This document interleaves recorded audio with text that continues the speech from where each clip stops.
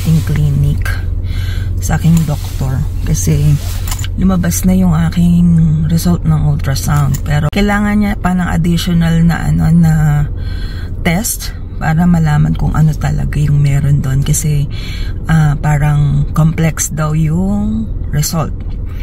So i-refer niya rin ako sa OBGYN dito para at least malaman kung ano pa yung dapat gawin. Sabi naman niya, so far wala naman dapat ika-worry. Pero yan nga, just to be sure, kasi medyo matagal yung referral dito at saka yung mga MRI. So habang nag-aantay para may umuusad, pinadala niya na ako ng additional request ng blood works. Tapos kung if ever may makita, parang ipapadala niya ulit ako ng another ultrasound. Hopefully nothing serious. Pero sabi naman niya, huwag naman daw mag-alala kasi hindi naman daw siya ka-worry-worry. Pero yun nga, crossing my fingers. Since malapit din dito yung Starbucks, doon ako bumili. Magtitimi sana ako, kaso lang kasi diba, yung holiday nila, yung peppermint mocha, nag-order ako kasi minsan lang naman yan. Hindi talaga ako masyado nag-order sa Starbucks kasi mahal talagang sa kami, mas madalas kami sa Timis. So meron tayo dyang pa Starbucks, tapos meron silang pa-free na ganito. O diba, nakakuha pa ako ng cup ng Dioras. Maagang pamasko. First, Christmas gift of the season. Charot. Drive muna tayo at bibili ako ng aking gamot para daw pag sumasakit. Kasi kaya pala ako nagpa-check up talaga nagpa-ultrasound kasi sumasakit yung puson ko kahit na wala akong period. So, ayun nga. May nakita. Dati kasi talaga meron na ditong mga yung mga anong tawag dyan? Mga polyps ba yun? Yung mga maliliit na pag every time na parang on and off siyang nawawala before pa ako magbuntis na. Nung nagkaka-period ako dati, so masakit talaga nung dalaga ako. Tapos nung nanganak ako, nawala yung sakit niya. Tapos nung nag-40s ako, parang bumabalik. Pero carry ko pa naman. Pero yung last time na nagpa-ultrasound ako, talagang merong isang araw na kung hindi ko siya ininuman ng gamot, hindi talaga ako makakilos. Kaya talaga ako nagpa-check up. Ayun. So hopefully, ito nga, binigyan niya ako ng anong tawag dyan? Prescription para pag sumasakit. Although yung Advil naman, tumalab naman siya nung nakaraan. Pero sabi nga niya, pagka daw may pain tapos hindi pa rin nawawala, pag uminom ako ng gamot tapos may pain pa din, kailangan kong pumunta sa emergency, which is ayaw kong mangyari. Anyway, bili lang ako ng gamot ko. Tapos maya-maya susundo rin ako sa mga bagets at half day sila. Ganda ng mga Christmas tree. Tignan na lang natin. Hindi pa kasi ako makapag-decorate at si Milo. Tumatamis na yung dulo nito. Parang ang sarap dagdagan ng tubig. Gusto ko ng mga ganyang ornaments. Pero dahil nga maliit yan, ilang ganyan ang kakailanganin mo. Oh, kaloka.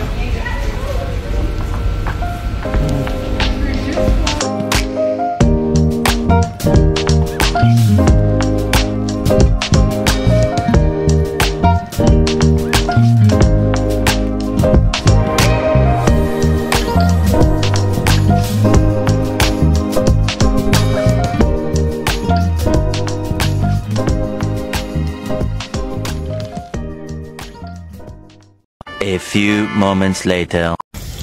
Mga batang to, kakain daw kami sa wala pa kasi ako naluluto galing sa galing sa ano pangalan ko? Galing sa Philippines. Doctor's appointment. Here, bring his phone.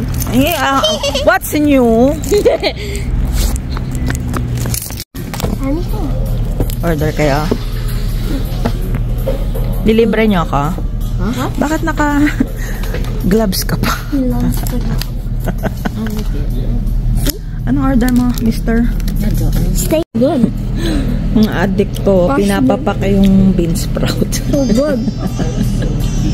Especially with this. Alam mo ba kung ano yan? Hmm? You know what's that? No. Fish sauce. Oh. Anong lasa? Lemon? Not good. Not good. Kain ka kasi. But this one's good. Gutom ka na ba? Very hungry. Wait, watch this movie. Ano ba yan? Bakit sa... Nagagawa ng gutom, lahat kinakain.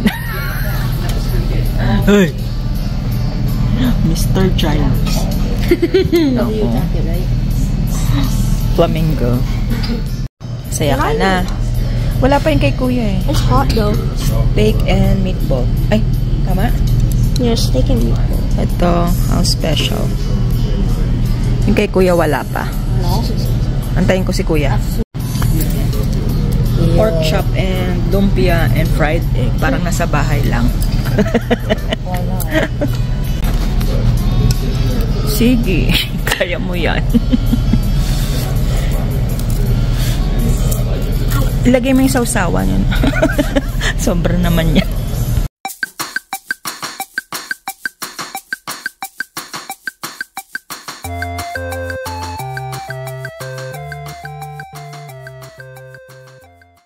Ayan, pumunta kami ng Bone and Biscuit. Bumili kami ng something for Milo. Ayan, yung yung broth. Nawala yung ilaw. Ayan, yung broth niya. Tapos yung ganitong, ano yun? Yung... Sniffing me. Anong pangalan nito? Fish. Bread. Tapos meron kaming free. O, di ba? May free treat si Milo. Bacon. Ayan. Yung dalawang makulit. Ayan, o. He sniffed me. The next day. Ano, Milo? What do you wanna do? You wanna walk? Ha? Wanna walk? Sige na, magwawalk na tayo. Lakad muna natin si Milo. Kasi hindi ko siya nalakad kahapon gawa ng mga appointment ko. Tapos half day yung mga bata. Tapos na ako ng maaga sa appointment ko. Ngayon, nagpakuha ulit ako ng dugo. Kasi nga, may kailangang tignan yung aking doktora. Medyo nag-i-snow naman ngayon. Ayan o. Hindi naman masyadong malakas. Nakakaawa naman yun eh. Hindi kasi nakalabas eh, no? Okay lang sa'yo, nag-i-snow. Magwawalk tayo. Ha? Lakad ko para mamaya pagdating namin, magluluto naman ako. Tapos susundo na naman. Bago makapagpahinga. Totoo lang, natatamad ako maglakad. Kaya lang, nakakaawa kasi rin si Milo pag hindi mo siya nailakad. Parang rin. Imaginin mo, ikaw nakakulong ka lang sa bahay, di ba? So, kahit saglit lang lalakad kami. Halimutan ko pa itong medyo may kirot yung lamig kahit na konti lang yung snow. Tapos, dalhin ko na rin to kasi ito yung maunang nilalamig sa akin yung tenga. Ayan. Para medyo makatagal naman kami ng konti sa labas.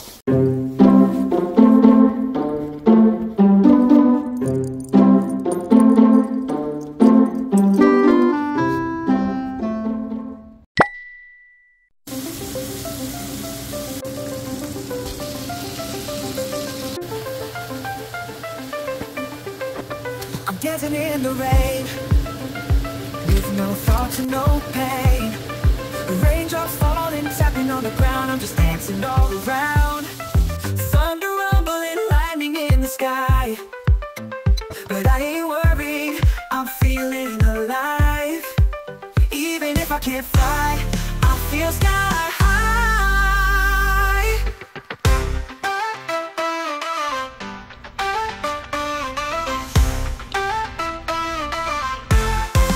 Dancing in the rain.